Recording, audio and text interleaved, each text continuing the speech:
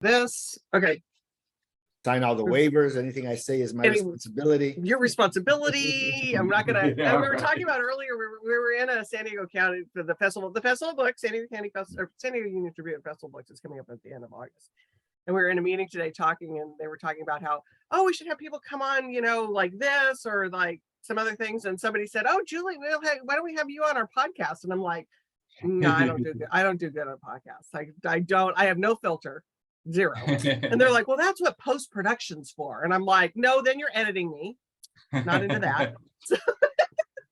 I will not be edited. No editing me. All right. So for those of you who are with us and I'm going to give it a minute or two, but who have always been with us for those many, many years, there's somebody new on with us today, but not new to us. We've known Julia for years and years and years. And so Julia's coming to us from Hachette. So Julia, welcome. Thank you. I'm so thrilled to be here. I appreciate it. I know it's gonna be fun. We have fun on Try this. to live up to the hype. I know we got a lot of hype out there. We got some hype. Tom and Gabe were gonna leave and start their own TikTok show. Yeah, that's right. We did threaten to do that. Conversations. It's just not off the table. Hot off the table. But I mean, it is pretty amazing though, and Gabe can attest to this. Like if you come down to the Festival of Books, it's really fun. The people that will recognize you from our tea time. And they're like, oh, there's Gabe from tea time. That's right. on book day, there was one person that saw the notice there was a Gabe sign. There was one person that noticed it. And usually there's nobody notices. So I'm up 1,000%. I know. It's awesome. So anyways, great to have you, Julia. It's going to be some fun. Got some really good books. I was telling Tom, and it's almost too bad, Tom, that we can't talk about that. We shouldn't really talk about this book until October. Right. But The Maniac. Yeah, but there's so much that when you're in the middle of it, your head is buzzing, right? You're so much to talk about. Holy shit. Oops, holy cow. We were just talking about that filter. Yeah. There goes the filter. Because Oppenheimer, the movie's coming out. Yeah. I just watched the documentary on MSNBC. Have you watched it? I watched it last night. Yeah. So good. Right. And I was thinking the entire time about this book, The Maniac. So crazy. So this book's, I mean, it might not be for everybody, but everybody should read it. Oh, I'm so glad you feel that way. I agree. Yeah, that's a good way to put it. Because yeah, that will be my blurb. Do not steal it.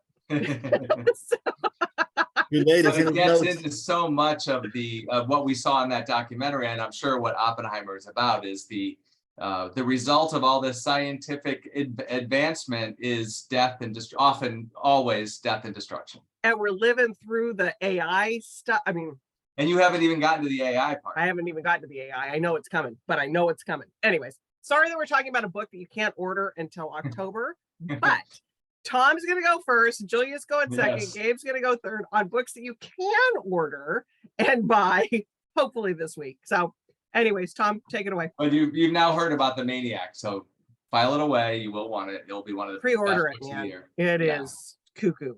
It's not cuckoo. It's just like it's mind. It has a picture of a mushroom cloud. It's like that's what your head's doing the whole time you're reading. Yeah, like, that's what my head did the entire time. Every sentence, every page. Yeah. So, but on to books we can buy this week. So on sale tomorrow is Andrew Ridker's Hope. Now, first of all, I want you to. This is not. I wish I had the finished book, but this is a photograph. Now, do you see that photograph? Can you see? He's dancing. That is. I'll get to that later, but that is a real photograph from a real bar mitzvah, sometime in the 90s, I think. So it's a fantastic cover.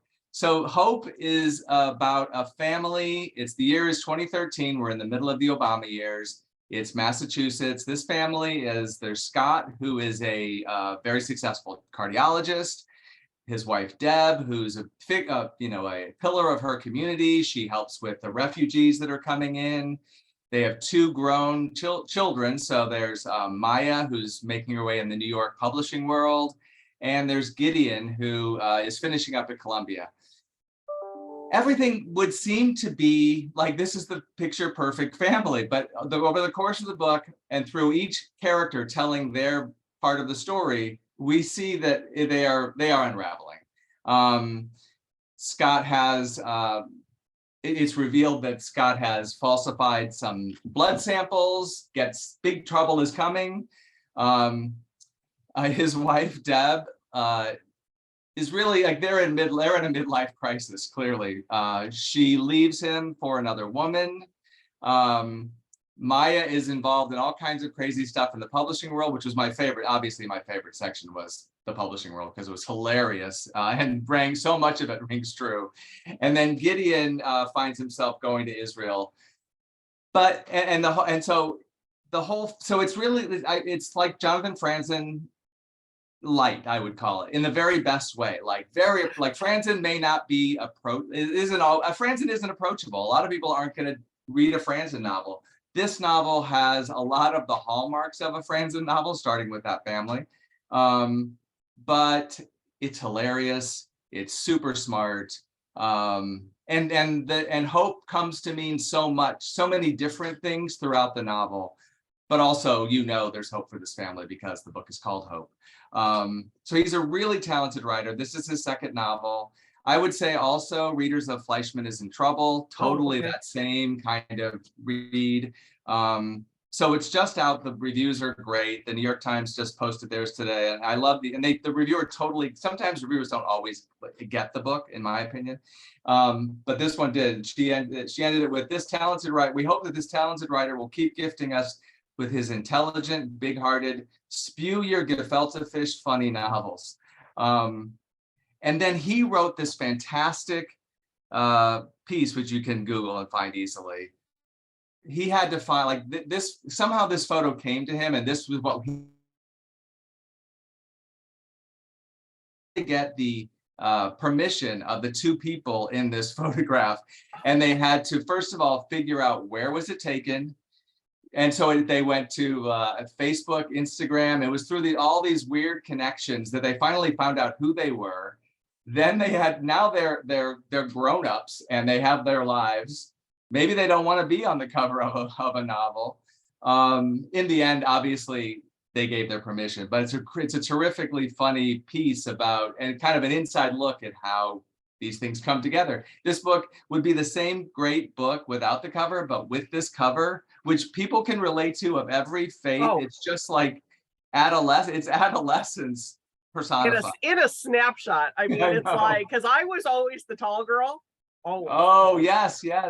I was always the tall girl. And Right. so even through high school. And I mean, when I went to college, I just went like this and looked up, and my husband is 6'5" because it was just and the looks on their faces just says everything. It's just so good. So anyway, who is the publisher on that, Tom? It's Viking. Okay. So this is a writer who I love, and I hope we get a lot more books from him. That's Hope by Andrew Ritker. Oh, that is right up Warwick's alley. That is gonna do really well. I love it. Love it. Okay, Julia. All right. Hello. My Virgin Voyage. Virgin Voyage here. Yeah. So hi everyone. I'm so excited to be here, and I'm Julia, and these folks know me for a long time, but I'm the new Hachette rep. And so my first one is Ellen Hildebrand's new book, The 5-Star Weekend. You can see, I know Warwick's has done so well with Ellen Hildebrand's books. And it's funny because when I first came to Hachette, I obviously knew her and her work, but I hadn't read her books. And I was like, well, I should, I can assume about, I worked in books long enough. You can assume what things are about. But I was like, but I actually want to read it. And this one is really I haven't finished the whole thing yet, but it's a really kind of a lovely book about looking back, and basically this woman who invites 4 friends. It's 4 friends that go to Nantucket for a weekend. They haven't seen each other in a very long time, and sort of have this reconnection weekend, but also, things get sort of hashed out that maybe weren't hashed out in their younger years. All of that. It's a great beach read. I thought, since it's finally warming up here in Southern California, maybe people would be at the beach since we finally can go and not freeze. So I thought this one would be a really good one for folks. Again, the 5-Star Weekend.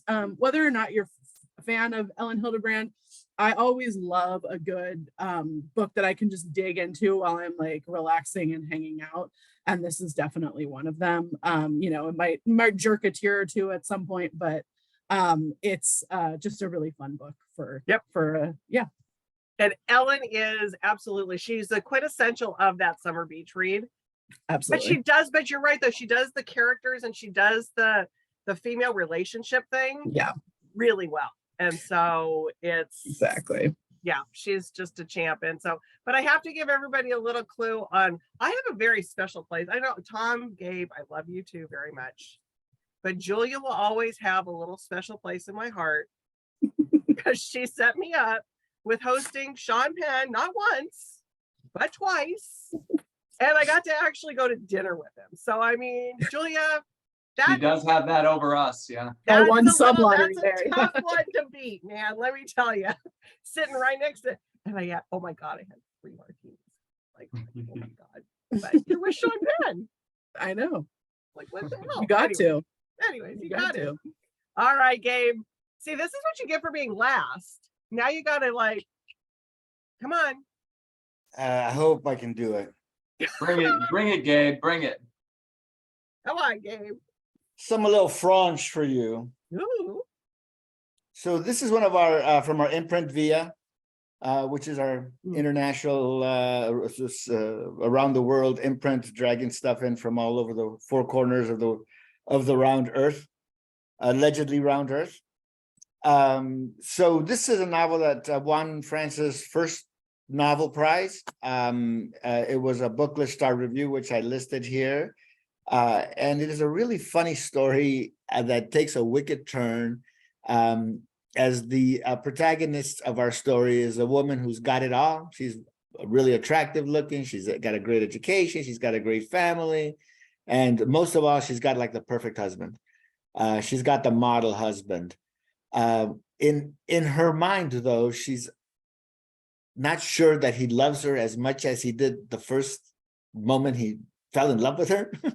So, there's always like, you love more passionately when you're young, maybe, and when you're older, it's a little more like what makes more sense, passion, maybe, I don't know. But her big concern is that he remains as passionate about her as possible every day of his life. So she throws out these little tests all the time, always testing him with these little things, and then judging him how he behaved through all these various tests that she places on him all the time to test his love and the maximumness of his love. And one day she may have gone too far, and the book takes a little bit of a twist. So it's a little fun, short, not a particularly long read. It moves along really quickly, and there's some twists and turns, and not your usual fare. A little bit of wickedness, and it's actually it's got a very funny edge to it as well. So it's really a lot of fun to read this book. There's a lot going on. And like Beth Doherty is on here, Gabe, and it's just like the cover is awesome. Great cover. It is a Great cover. package. Really good package. And I like it that it's got that little bit of an edge, because the Via is like the Europa. They always have a little bit of an edge. Yeah, there's always a little Bit of something a- extra there. Yeah, there's a little bit of an edge that I think that, comes from the European writers or whatever. That is a little bit. Yeah, different sensibilities, Yeah, exactly. All right, Tom, you're next. All right. So also summer reading, perfect summer reading, is The Majority by Elizabeth Silver, out tomorrow. So this is from Riverhead, which I feel like Riverhead, they're one of Riverhead publishes some of the best literary novels every year, every season. But every summer, Sarah McGrath finds a really meaty, substantial but commercial fun read, and that's this summer's it's The Majority. So you might get from the cover that this is about the Supreme Court, the first female Supreme Court justice. Her name is Sylvia Olin Bernstein, the character in the book. S.O.B. She's affectionately and not so affectionately referred to by her friends and enemies. So she may remind you of another first Supreme Court justice. So it's Ruth Bader Ginsburg, but told in fictional form. So Sylvia in the book was, the first female Supreme Court justice. And she's telling her own story. It's at the end of her life. And it's similar to what was going on with RBG, when half of the country is hoping she'll retire, half of the country is hoping she'll hold on or praying. And And so it makes you, so it's an interesting way to tell that story, but in fictional form, because some of the things line up with RBG, but a lot don't. And so, but all the bigger themes of, of being a wife and mother at the same time as you're breaking these barriers, which he kept breaking all along the way. It really tells the story of the second half of the 20th century through this character. Very powerful. It's a very powerful emotional read because of for me at least, all the emotions I bring to it from the real life story of Ruth Bader Ginsburg. So out tomorrow, The Majority by Elizabeth Silver. Also, this is her second novel, but the first we've published. But she is a lawyer, so she knows that, she comes to it knowing the law, knowing a lot more than most novelists would know. So that's The Majority. I think this is her third. I think it's her Oh, third. it is? Okay. I think it's her third. She lives in LA. We've hosted her at the store before, and we're actually hosting her for that in August. Good. So we're That's having her great. I at the didn't know store. that. Excellent. Yeah. And I think she'll be in conversation with Gabe. I think one of your authors, Shilpi. I think Shilpi's doing the conversation on that one. Don't Nice. quote me on that. I could be wrong.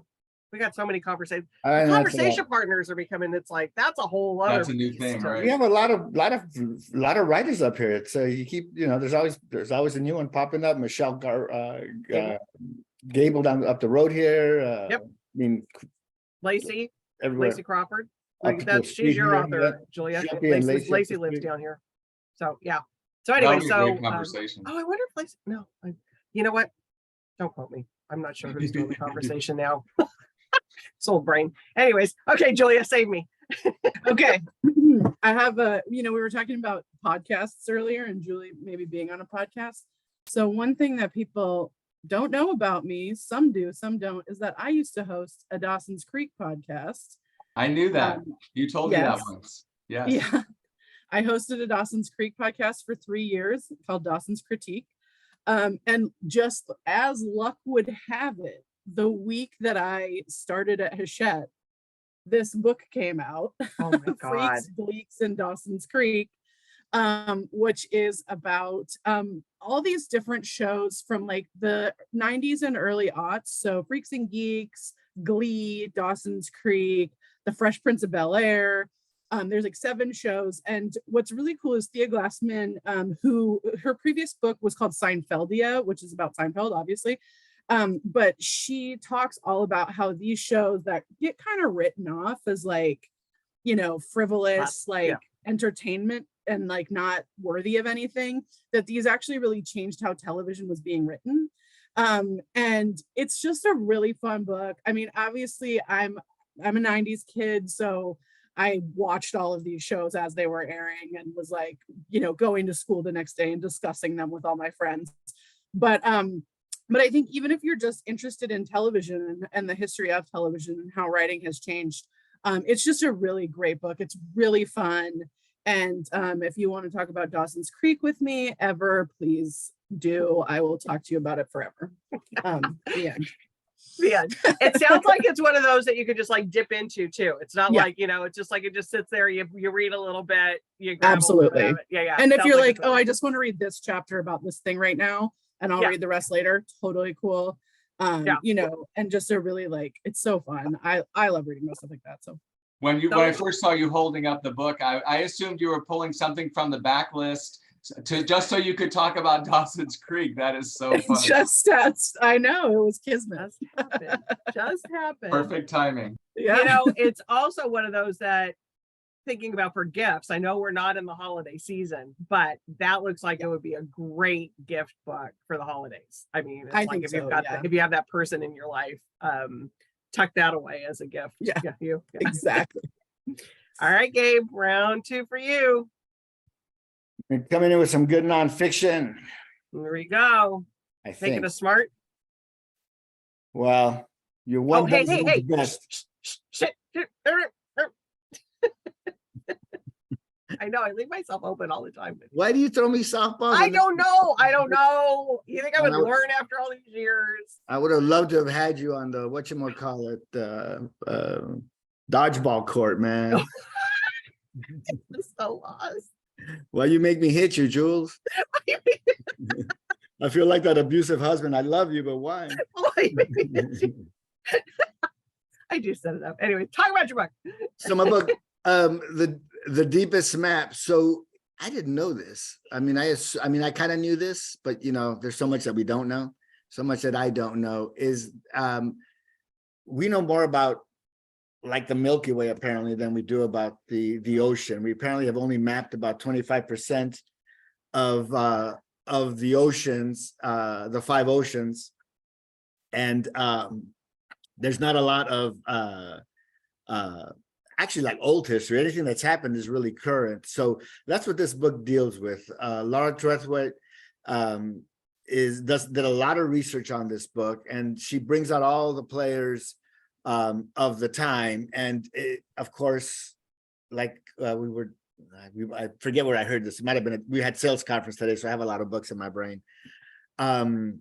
The unsung hero here is a woman researcher who was at Columbia for like 4 decades. She was a prof at Columbia, researcher, and she couldn't, because she was a female, couldn't get onto the boats that were doing the research. So she had to get her information secondhand, and she's the woman who discovered the depths. She mapped the Atlantic Ocean, and she's the one who found the trenches.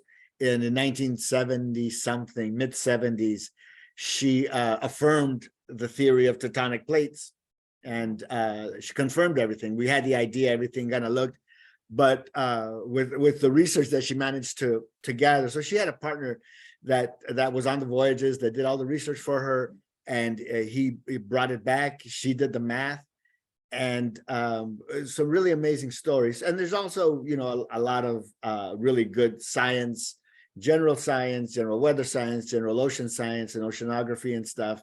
But, you know, then you sort of get into the deep recesses of some of these places, and there's these great descriptions of like places that, you know, no one's ever going to go. And I don't want to talk about the submersible. As an, you know, if you're interested in that deep water stuff, I think those submersible people, that the interest is there. You know, there's people going down, there's people diving under the Titanic. I mean, it's at 15,000 feet deep. So really, I think it's, I don't want to say it's timely, but heck, it's timely. And I think it's pretty action-packed book. It reads really well. It's a good, fun, accessible, popular science history of the many colorful characters and some of the boring characters that have helped map the world's oceans. And then what we're learning from that, you know, there's stuff that we're learning, and medicines are coming out of there, and blah blah blah. So there's a lot of stuff going on. Kim on here is already hearing lots of good stuff about this book, Dave. So that's good. That's good to hear. Is it written sort of like a narrative? Is it? It's a narrative. Yeah, it's a narrative, and it's got a really I almost said propulsive. I don't want to say that. It's got a very just great pace. You know, it's like I said, it's just really fun, accessible reading. You don't feel like you're not overwhelmed. It's not a lot of terms. It's not a lot of degrees and whatever. Oh, it sounds really good. Whatever science terms they use. Whatever science terms. We're book people. We're not the science people. Exactly. No, it sounds really good though. Betsy's on here with submarines didn't allow females. So she's addicted. Time to read this, she says. Also a big debate now about mining the ocean floor. Yeah, I mean, it's crazy to think how far down or up, if it was a mountain, the Titanic is. You know, I mean, it's kind of hard to even grasp how far down that is and what that. But yeah, I mean, that whole debacle that happened, I mean, there's a lot of people that, like you said, Gabe, there's just a ton. I didn't really, until that happened, I didn't realize how much that exploration was still going on. I know, me too. And that people would pay what they pay to do what they do. An accessible exploration for $250,000. But this book also takes you down into like the human origin story and stuff, because you know how waters rise and flies. They find, you know, that the mountain was an ocean underground once upon a time. Right. Shellfish up there in Utah or whatever, they're finding seashhells in Utah. Yeah. So there's all that. So they're actually, you know, I mean, they know that between the science and the math and the histories that they've acquired, they get all this other information that you just are like, wow. Yeah. That's how they gather. That's how Well, we no, do you're it. saying about the site, the whole exploration for $250,000. I called it when that whole thing happened. I was like, somebody needs to just call it sightseeing. It's just like billionaire sightseeing is what this is. Yeah. It's just And Well, that was at bargain prices for that sort of thing. The thing wasn't Um, even metal. Come on, man. I know. I grew up near the Monterey. I grew up in the Monterey Bay area, Oh. and they always, when I was growing up, they were starting to research the Monterey Canyon, which is like basically out Monterey Bay. There's like a Grand Canyon depth canyon that's underwater, and it's like it's one of the coolest things ever. And like as I was a kid growing up, like the research vessels got better and better, so we got like more and more things. That Very stuff cool. is so fascinating. Yeah, totally. it's so fascinating. Yeah. I mean, the ocean freaks me out. I can't even walk in the water. I mean, I get hit by seaweed and I'm like panicking. It's just Inner space. inner space. What is this? But you could read about it, right? Yeah. Yeah. Yeah. No, that's another, like, that's a spot on Warwick's book. So yeah, there we go. Okay, lightning round. This is Lightning Julia, round. this is supposed to be the fast one, but some of us, I'm not going to mention names. Who? We're not going to mention names. I have a guess. Depending on maybe I don't know who I'm really pointing to. I know, but who am I trying really to point pointing to Gabe. to? We're Somebody's pointing to Gabe. Wherever Gabe is on your screen is who we're pointing to. You think I haven't known Gabe for 15 years? I was pointing at Tom, trying to keep Julia off the hook. No, just kind of do what you need to do. I have a Anyways. true lightning round. All right, Tom, you go. So, A Lady's Guide to Scandal, paperback original, on sale tomorrow. It is the sequel to last year's, or maybe even 2 years ago, A Lady's Guide to Fortune Hunting. I think it was last Okay, year. yeah. I think Which it was a 2 big years hit. ago. Big I think hit it at was 2 years ago. Warwick's. Yeah, it's possible. The years just roll on. But I don't know. it was that was originally a hardcover and then paperback, so it's available in paper. Audience. So it's escapist historical romance. The heroine of the first book, Miss Eliza Balfour. She's now widowed. She's inherited all this money, I guess, but you know, an estate. But it comes with strings attached, including no scandal. And what fun is that? Life, a single life for her without any scandal. So it's about that. It's about her experience of trying to avoid scandal, or at least having scandal erupt around her, so she can keep that estate. Taylor Jenkins Reid gave a great quote or a review for the first book. She said, "A Lady's Guide to Fortune Hunting is a sharp, modern, and absolutely delicious take on the marriage plot. Sophie Irwin's debut is one of the most fun romantic books I've read in a long time. Cannot wait to see what she does next." And what she's done next, Lady's Guide to Scandal, out tomorrow. It's so timely. I mean, we can't sell enough of that. I know. It's just perfect. I just can't wait for it to be out tomorrow and then go crazy. And then go. Yeah, Yeah. because it is that anything. It's been a lot of fun watching that category grow. Yeah. And our customers and drawing in new customers that are buying it. So I love it. Yeah. It's totally fun. Super fun. And plus we're like a resort town. It's like nothing better than to come in and, I mean, we Yeah. have all levels, but it's like, it's nice to have like lots of choices in this category too. Yeah. 100%. All right, Julia. Okay, so this one's a little bit different. This is a Mhm. travel guide, Fun. and it is baseball road trips. So I thought, because your Padres are actually doing pretty good, as are my San Francisco Giants, but we won't start any feuds yet. Not yet. Yeah, we'll try not to. But this is just what I really love about this, it's a book that takes you through all of the baseball stadiums in the country. It gives you guides to like things to sightsee around those baseball stadiums. So like if you, like me, go to, like, your bucket list is to see all the baseball stadiums and see a game there, like this is such a great sort of road trip guide. And in the back there's a map that has a checklist of all, so you can check them off as you Oh, go. awesome. There's a map of all the stadiums. that you can just tear out of the back of the book. I just think it's a really fun sort of guide. And I know that sometimes those like paper travel guides like aren't, you know, a lot of us we have GPS, we have like, you know, Yelp or whatever. And like this, I thought was a really cool kind of gifty thing for big baseball fans, where it's a cool travel guide, but also it's one that like you can't get as easily, like just Googling around and stuff. So Right. It's yeah. all that info put in one Yeah, succinct one place. place. Yeah. One place for all that info. Exactly. It's the boys of summer. We're in the middle of we're all-star breaks happening. All-star break. Yeah, Exactly. Although our Padres, like The National Amanda League put on West here, there's is- still the plenty of National time League for them West to let is us all down. neck and neck and neck. It's Yeah. pretty close. Yeah, the Padres, you There's still know. plenty of time for us to let it. Some teams need a break at the All-Star break. Some teams, Oh, Like now the we're same- not gonna. like the St. Louis Cardinals, Yeah, I was gonna say, how is St. Louis Cardinals doing? my Do they God, need a break? they need a break. I need a break from their brand of baseball. Until next season, they need a break. until Yeah, next exactly.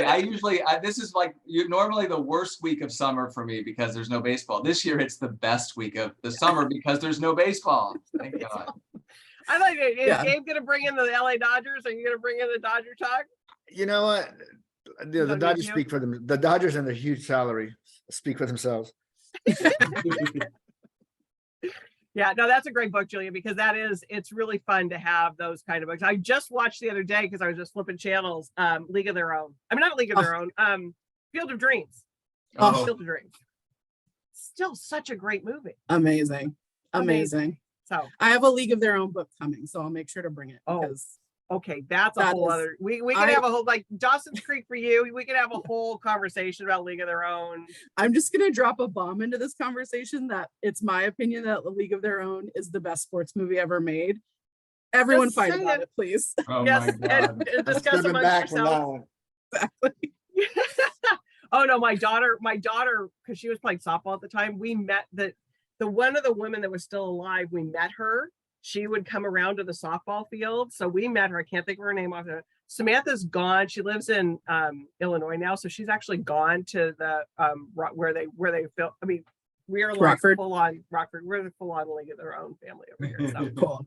love it. All right, right. Gabe, take us home. Racing Wisconsin. Oh wow, it's early. I got like 20 minutes to chat. Oh, wait a minute. I got to give this to Beth Johnson's on here saying, okay, now we know how much we needed Julia joining us right there with that. Thank you, Beth. Thank you for stroking my ego. I appreciate it greatly. Thank you. That's a way to get her to come back next week. Oh, love it. Can I go on? Yes. Chasing Shadows. It's not about you, Gabe. It's all about you, Gabe. It's all about, no, it isn't. It is. I'm glad that Julia joined us. It's nice to have a fresh face. Oh, I'm teasing. Fresh face, fresh attitude, fresh books. She got her own perspective, as we all do. So Chasing Shadows, I'm excited because it's coming up on Shark Week, Shark Month. It's like Shark everything. Disney Channel got sharks now. It's not just whoever used to be Animal Planet or whatever National Geographic that used to do Shark Week. Now it's like there's like 10 stations doing Shark Week. So sharks are more popular than ever is what I'm saying. Greg Skomal spent through 30 years or so studying sharks. I forget the dates because that's what stuff about history, but there hadn't been a shark attack off the coast of New England, a white shark attack off the coast of New England for 100 years. And then in like 90 or something, 80, 90 something, there was a shark attack. And then followed up quickly by another one. So Greg Skomal has been involved in conservation as well as safety measures for the public. So he's working like both sides of the fence, trying to, he's followed the sharks. They tag him. He does a lot of research, their patterns, their migration patterns, and what they look for, how they feed, all those things, that all their habits, all their instincts, and what makes them tick, trying to understand, and at the same time trying to demystify and unscare us about the great white shark. But yeah, I Is know. that possible? I know. Like you say, a piece of seaweed, I'm jumping around too. my grandkids joke about my son. They're like, "This is daddy at the beach," and there's a guy hopping around. Seaweed. But yeah, I mean, the thing is, the incidence of shark attacks is not really big. Great whites don't eat people necessarily, but I don't know. They might get a taste for us one day. They like otters. Apparently, they like otters lie in kelp beds. Like my beach here, Torrey Pines, is a kelp bed. All up and down, and it's always like kelp. You're swimming, it's body surfing. You got kelp all over you. So I'm like, how long before a shark, misses a seal, and then just well, I'm the next best thing. But it doesn't happen often. That it happens at all is interesting, he seems to think. But we're gonna interact. We're interacting in each other's worlds, so it's gonna happen. So it's just some interesting stuff. Again, more science. I went really nonfiction-y today. It was good. But I think it's timely for Shark Week. Some stores do a shark table every summer, and they sell the heck out of shark books for kids and Oh, no. adults. It Yeah, is. sharks are very popular. It's an amazing phenomenon that started, I don't know, maybe 10, 15 years ago with the first one of the Shark Week thing. And then it just that they could make a movie called Sharknado is Yeah, like 5 of them, or 5 Sharknadoes. I don't know. yeah, I mean, that in itself is just like, what? More than one Sharknado. But I I think have you to mean tell- a masterpiece called Sharknado. Julie. Julia dropping the other bomb. Oh, I love it. We are in for it now, everybody. Bring it on. But Gabe, I have to tell you that Ruth was on here, and when you started, she said she was starting the pitch clock. Oh, that's good. I love it. All right. Well, this week we have a couple fun things going on at the store. We have Liz and Lisa with Forever Hold Your Peace, which is another one of those great rom-com books that's coming out tomorrow. They're local here in San Diego too. We're doing their launch event at the store, so that's going to be super fun. We've got all kinds of stuff, working on some really great stuff for y'all for the fall too, for events. But thank you everybody for coming in. It's always fun. Julia, welcome. Hope to see Thank you you. around. Was You it know, it's fun? always- Julia, was it fun? It was great. I'll be here next week. Thank you. Alright. I appreciate you inviting me. It's all good stuff, all great books. So thanks everybody, and happy reading. Have a good week this summer, and we will see you next week for more good book recommendations. Ciao.